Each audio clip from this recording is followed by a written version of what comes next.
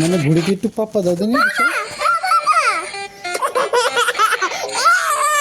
জি বাবা, কি হয়েছে?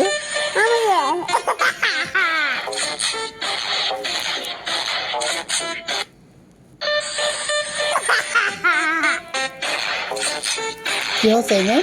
এই চটপটি খেয়ে যাও, গরম গরম চটপটি, জলদি করে আসো। দাদু দাদু আমি একটু চটপটি জিভে খাবো। বের আচ্ছা ঠিক আছে, দোকানদার ওকে একটু চটপটি দাও। এই নাও বাচ্চা, তোমার চটপটি।